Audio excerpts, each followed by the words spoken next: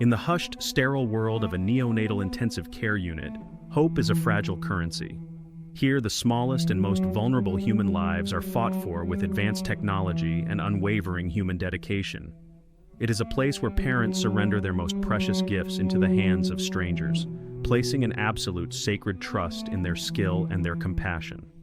This is a story about the violation of that trust, a story that unfolded not in the shadows, but under the bright lights of a hospital ward, perpetrated by the last person anyone would ever suspect, Lucy Letby. The nurse Lucy Letby has been found guilty of murdering 7 babies and attempting to murder 6 others while they were in her care at a hospital in Cheshire, making the 33-year-old the UK's worst child killer in modern times. In a statement, the families of her victims said that they were heartbroken and that justice could not reduce the extreme hurt, anger and distress which they have experienced. Lucy Letby was also acquitted of 2 counts of attempted murder, and the jury were undecided on 6 charges of attempted murder. Well, today the government has ordered an independent inquiry into the circumstances surrounding this shocking case. Lucy Letby was born in January 1990 in Hereford, England. An only child, she was described by those who knew her growing up as quiet, normal, and kind. Her ambition to enter nursing was clear from a young age. She studied at the University of Chester, graduating in 2011 with a degree in children's nursing. She began her career at the Countess of Chester Hospital shortly thereafter, and by 2015 was an established member of the neonatal unit. To the outside world, Lucy Letby was the picture of dedication. Born in Hereford, she qualified as a nurse from the University of Chester in 2011. Colleagues described her as quiet, professional, and very diligent. But beneath this mask of normalcy, a dark pattern was beginning to emerge. A pattern that would only be visible in the cold, hard data of the shift rota. The first signs of that hidden darkness emerged in June 2015. The neonatal unit, which typically experienced a small number of expected deaths each year, was suddenly plunged into a period of inexplicable and catastrophic events. It began with the twins, known in court as Baby A and Baby B. Baby A boy, was stable and doing well. Suddenly, without warning, he collapsed. Medical staff fought to save him, but their efforts were futile. His death was shocking and tragic, but in the high-stakes environment of a NICU, tragedy is an ever-present risk. It was initially accepted as a devastating natural loss. But just over 24 hours later, his twin sister, Baby B, suffered a near-identical sudden collapse. She stopped breathing, and her oxygen levels plummeted. This time, the medical team managed to stabilize her, and she survived. The proximity and similarity of these 2 events were the first faint tremor of something deeply wrong, a tremor that would soon become an earthquake. It was in the hours after Baby A's death that Letby began a pattern of communication that would later be seen as deeply manipulative. She sent a text message to a colleague, expressing her distress. "The last few days have been awful," she wrote. "I don't really know what to say. It was the hardest thing I've ever had to do. Seeing the parents tonight was so hard." The message was designed to project an image of a caring, grief-stricken nurse, a persona she would maintain meticulously throughout her crimes. The horrors did not stop. In the following days and weeks, other babies began to collapse and die in similarly sudden and unexplained ways. Baby C, a premature baby boy, died suddenly on June 14th. The next day, Baby D, a baby girl, also collapsed and died. The unit was in a state of rising panic and confusion. Experienced consultants, doctors who had dedicated their lives to saving babies, were baffled. Their medical training offered no explanation for what was happening. These were not the sickest infants on the ward. Many were considered stable or were recovering. The deaths were swift, violent, and medically anomalous. A pervasive sense of dread began to settle over the ward. They were fighting an invisible, unknowable enemy. Following Baby C's death, Letby again turned to text messages. She wrote to a colleague, "Sorry if I was off. Just keep thinking about Baby C. And the other 2. Now we've lost Baby C overnight, and it's all a bit much." Once again, she positioned herself as a vulnerable and empathetic figure, overwhelmed by the tragic events happening around her, all the while knowing she was their central cause. The methods of attack, as would later be proven in court, were as calculated as they were cruel. Letby used her medical knowledge to harm in ways designed to mimic natural failure. Her primary weapon was air. She would inject lethal doses of air intravenously into the baby's bloodstream, causing fatal air embolisms that would stop their hearts. In other instances, she would force-feed them excessive amounts of milk through their nasogastric tubes or inject air into their stomachs, causing immense distress and pain. But perhaps the most sinister method emerged in August 2015 with baby F, a twin boy. He became violently ill with dangerously silly and inexplicably low blood sugar. Tests provided the first incontrovertible evidence of foul play. His blood contained high levels of synthetic insulin. There was no medical reason for insulin to be present. The inescapable conclusion was that someone had deliberately poisoned his intravenous feed. This was not a tragedy, it was a premeditated act of attempted murder. The crying, I've never heard anything like it since. It was screaming. It was screaming, and I was like, what's the matter with him? Legally, we can't identify the families in this case, but their stories are distressing. These are the parents of twin boys born prematurely in 2015. Their mum was taking milk to them when she heard one of her sons crying loudly. He had blood around his mouth, and Lucy was there, but faffing about, not doing anything. Lucy said, oh, don't worry, the registrar was coming, and she told me to go back to the ward. The baby's mum left him in this intensive care area and went to call her husband. They thought their son was in safe hands with Nurse Letby, but a short time later they were told he was dangerously ill, and they rushed back to find doctors trying to save him. We were taken in, and we were told to talk to him and hold his hand. And then the conversation with the consultant, and she said, we're going to stop. It's not helping. We want him to die in your arms. On the unit, there were typically up to 3 deaths a year. But in 2015, they had that number in the month of June alone, and the pattern continued with babies dying or coming close to death. The common factor? Lucy Letby. This staffing sheet shows she was the only employee who was present every time there was a suspicious event. For the senior doctors on the unit, including lead consultant Dr. Stephen Brary and Dr. Ravi Jayaram, the unthinkable began to crystallize into a terrifying probability. They started keeping informal notes, mapping the incidents against the staff rosters. The pattern that emerged was undeniable and statistically horrifying. The one common denominator in every single unexpected death and catastrophic collapse was the presence of Lucy Letby. She wasn't just on duty, she was frequently the one to call for help, to raise the alarm, positioning herself at the very center of the crisis. The correlation was so precise, so mathematically overwhelming, that the possibility of coincidence evaporated. They were faced with a conclusion so monstrous their minds recoiled from it. A colleague, a nurse they worked alongside, was deliberately harming the babies in her care.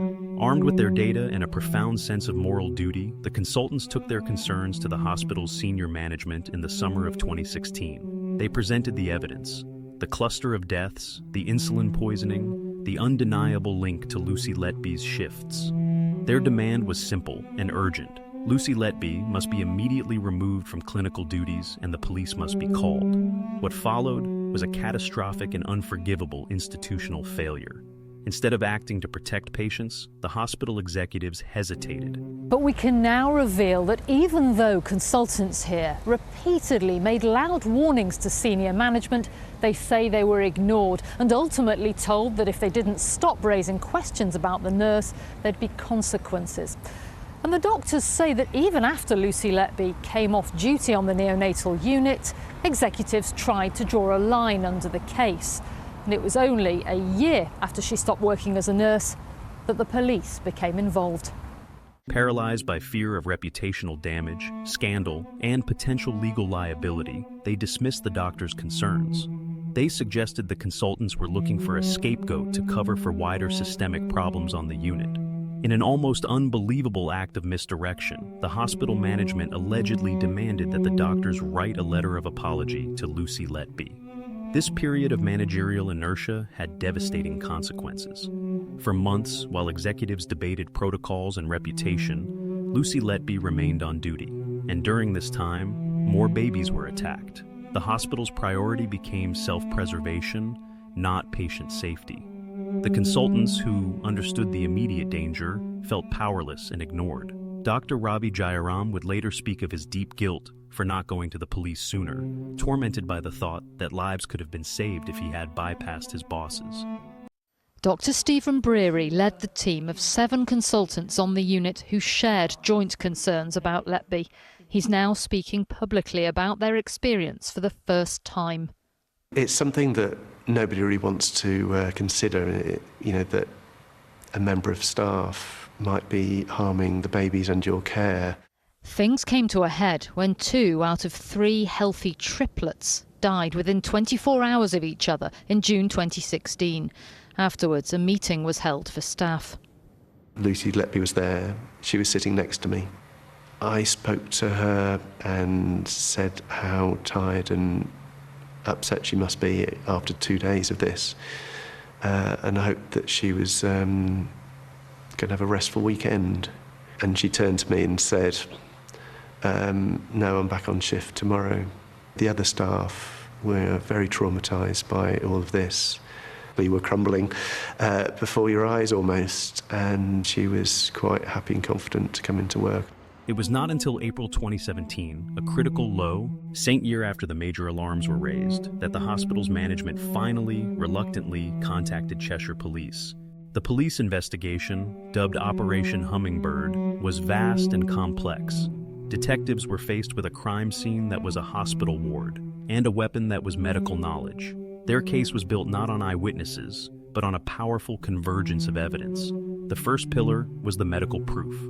Independent pediatric experts and pathologists reviewed the cases and were unanimous. The collapses were not natural. The air embolisms, the insulin levels, all pointed unequivocally to deliberate harm. The second pillar was the statistical evidence. Analysis of thousands of shift records showed the association between Letby's presence and the incidents was astronomically improbable, with odds calculated in the millions to 1 against it being chance. The third, and perhaps most chilling, pillar of evidence was found during a search of Lucy Letby's home. Amidst her ordinary possessions, police discovered a collection of handwritten notes, scribbled on post-it notes, scraps of paper, and in notebooks were phrases that seemed to be confessions of unimaginable guilt. I am evil, I did this. I killed them on purpose because I'm not good enough to care for them. I don't deserve to live. I killed them on purpose. Another note read, I am a horrible, evil person. Alongside these were lists of the babies' names and the dates of their attacks. This private self-loathing stood in stark, horrifying contrast to the compassionate persona she presented to the world in her text messages. After her arrest, officers found all sorts of items in her bedroom. Baby's medical records, her diary, and notes covered in Letby's scrawl, with phrases including, I am evil, I did this. She is a killer, and using her words, she is evil. You've spent time interviewing her and watching her in court as well, giving evidence. What do you make of her? I think she's very emotionless. She doesn't respond to a typical human response that I would have expected. Did you have any concerns that there was a rise in the mortality rate? Yes. Okay, so tell me. There was no empathy or sympathy with what's gone on at all.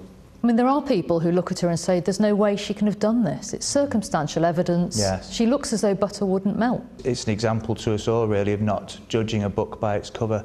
We've got to accept, and understand the evidence in this case has been, I believe, significant and has taken us to understand that Lucy Letby is a killer. Furthermore, police found she had repeatedly searched for the families of her victims on Facebook, often years after the events, a morbid and persistent fascination with the grief she had caused. Lucy Letby was arrested in July when 18. She thought she'd get away with it. But this was the moment the game was up. Hello, Lucy, is it? Yes. Hello, my name's Cheshire, please. Look, it's Stefan, 2 seconds. Oh, yes. Yeah, thank you. Behind the door of this ordinary suburban house, Britain's most prolific baby killer was finally arrested 3 years after her murder spree began. Okay, just take a seat in there for me, Lucy. I'll move that seat forward a bit. Sure. Yeah, I've just had knee surgery. So. Oh, right, okay. She worked here on the neonatal unit at the Countess of Chester Hospital. Her role to care for the most premature and vulnerable infants. But that couldn't have been further from her mind. After a long and complex investigation, she was charged in November 20 with the murder of 8 babies and the attempted murder of 10 others. Her trial began at Manchester Crown Court in October 22 and would last for 10 months, becoming one of the longest murder trials in British history. The courtroom heard a devastating litany of evidence. The prosecution, led by Nick Johnson KC, meticulously laid out the case, describing Letby as a constant malevolent presence on the unit. Our North of England correspondent Judith Moritz is here with me. And Judith, you've been following this case throughout for months. And it's only now that the full scale of her crimes has become apparent. Yes, I can tell you, Rita, that verdicts have been being delivered here at Manchester Crown Court over several hearings over the last 10 days. It was only today when the jury indicated that they could go no further, that reporting restrictions were lifted, and we are able now to report the full extent of what Lucy Letby has been found guilty of. Now, that was an emotional moment in the courtroom here in courtroom number 7.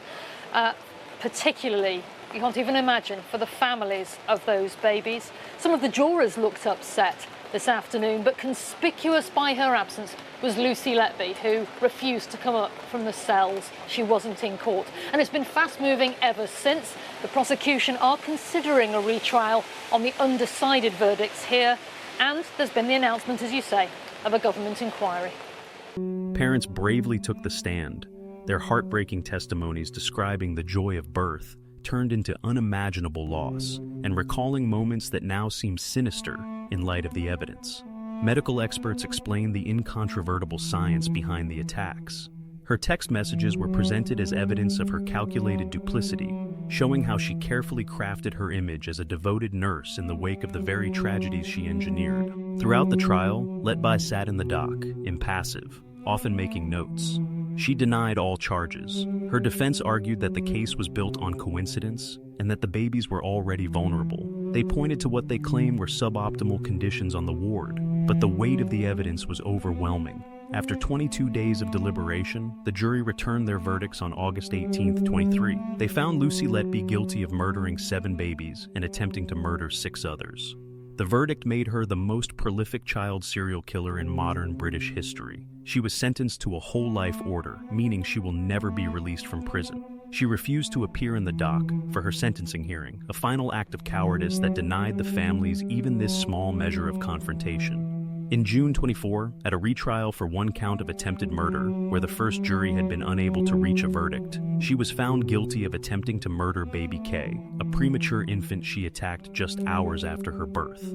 The fallout from the case is far from over. A statutory public inquiry, chaired by Lady Justice Thirlwall, is underway. It will examine not only the events at the Countess of Chester, but also the wider implications for the National Health Service. It will scrutinize the culture that allowed concerns to be ignored, the effectiveness of whistleblowing protocols, and the oversight of medical staff. Its findings are expected to lead to fundamental changes in hospital governance and neonatal safety. The story of Lucy Letby is ultimately more than the story of a single murderer. It is a multi-layered tragedy of stolen lives, courageous whistleblowers, and a catastrophic failure of institutional duty.